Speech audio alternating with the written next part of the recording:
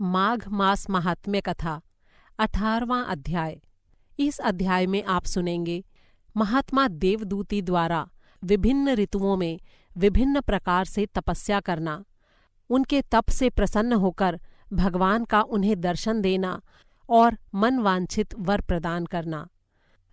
ब्राह्मण वेदनिधि ने महर्षि लोमश से पूछा, प्रभो, देव इति कौन थे?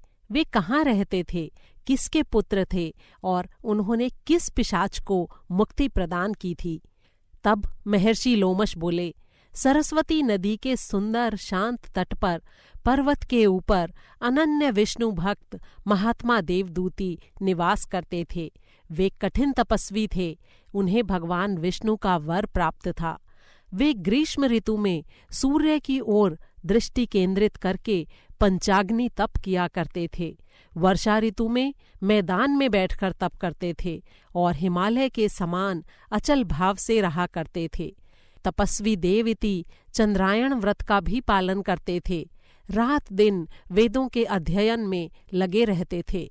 इस तरह इस धर्मात्मा ब्राह्मण को तप करते हुए 1 सहस्त्र वर्ष व्यतीत हो गए।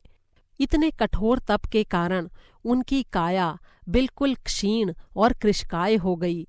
मांस से रहित होकर मात्र अस्थियों और नाड़ियों और नसों के रूप में ही शेष रह गई। लेकिन उनके मुखमंडल पर प्रभामंडल के रूप में छाए विष्णु भक्ति के तेज का प्रकाश इतना तीव्र था कि उस पर किसी की भी दृष्टि ठहर नहीं पाती थी। देवइति का मुखमंडल तप के तेज और विष्णु भक्ति के प्रभाव से प्रज्वलित अग्नि के समान प्रदीप्त होता था।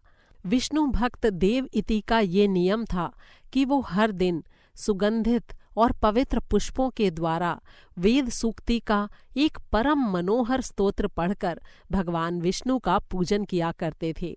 एक दिन वैशाख मास की एकादशी को वे मग्न भाव से भगवत पूजन में लीन थे कि उनकी स्तुति से प्रसन्न होकर भगवान विष्णु गरुड़ पर सवार उनके सामने आकर उपस्थित हो गए। जब ब्राह्मण देवइति ने प्रभामंडल से दीप नीलांबर छविधारी चतुर्भुज देवों के देव भगवान विष्णु को साक्षात अपने सामने देखा तो हर्ष के अतिरेक में उन्हें रोमांच हो आया। कमल नयन पीतांबरधारी दिव्य आभूषणों से अलंकृत देवाधिदेव को देखकर उनकी आंखों में प्रेम के अश्रु उमड़ आए। अपनी सुध-बुध भूलकर भगवान पर दृष्टि केंद्रित करके वो बस अपलक उन्हें निहारते रहे और मुख से एक शब्द भी नहीं बोल सके। अपने भक्त की ऐसी भाव विभोरता को देखकर भगवान विष्णु ने मुस्कुराकर उनसे कहा, हे विप्रवर देवइति, मैं तुम्हारी मनःस्थिति को जानता हूँ। तुम मेरे प्रिय भक्त हो और मन, वाणी और कर्म से पूरी तरह मुझे समर्पित हो। तुमने समस्त प्रकार के कर्मों का परित्याग कर दिया है और तुम्हारे समस्त भाव सिर्फ मेरे लिए ही हैं। तुम्हारे ध्यान में सदैव मैं ही रहता हूँ। मैं तुम्हारे इस भक्ति भाव से पूर्ण सुंदर स्तोत्र से अत्यंत प्रसन्न हूँ। इसलिए हे निष्पाप भक्तवर, तुम अपनी इच्छा के अनुसार मुझसे वर मांगो। हे विप्र, देवाधिदेव भगवान विष्णु के ऐसे वचन सुनकर प्रेम के आनंद में मग्न देवइति हाथ जोड़कर निवेदन करने लगे, हे करुणानिधि, कमल नयन, शेषशायी, देवाधिदेव सर्वेश्वर, आपने अपनी माया से ये उत्तम मनोहारी रमणीय शरीर रूप धारण किया है।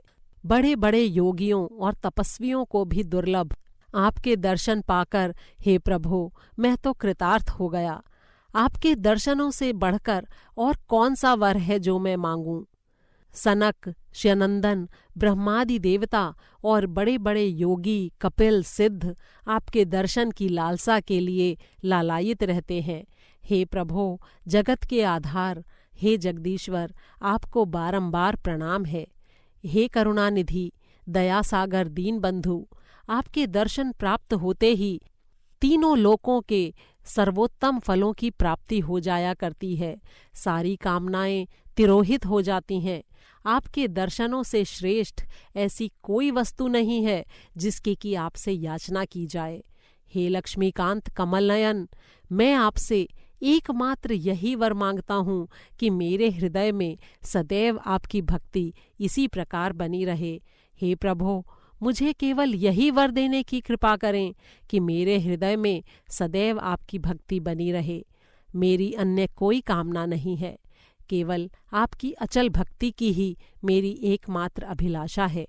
हे ब्राह्मण, अपने भक्त महात्मा देव इति के ऐसे प्रेमपूर्ण वचन सुनकर भगवान विष्णु ने कहा, हे भक्त देव इति, तुम्हारी कामना नीति, धर्म और भक्ति से ओतप्रोत है।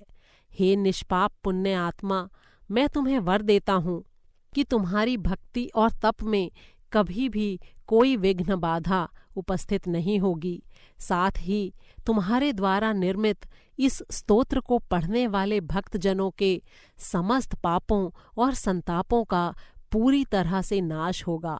भक्तिभाव से इस स्तोत्र का पाठ करने वाले सभी प्रकार के दैहिक, दैविक और भौतिक पापों से मुक्त होकर मेरे परम धाम विष्णुलोक को प्राप्त करेंगे। मेरा ये वचन संशय रहित सत्य है। हे द्विज श्रेष्ठ, महात्मा देव इति से ऐसा कहने के पश्चात भगवान विष्णु अंतर्ध्यान हो गए और विष्णु भक्त देवदूती उस दिन से पुनः भगवान विष्णु की भक्ति में लीन हो गए। इति श्री माघ मास महात्म्ये भाषा टीकायाम 18 अध्यायः संपूर्णम्। 18वां अध्याय समाप्त हुआ।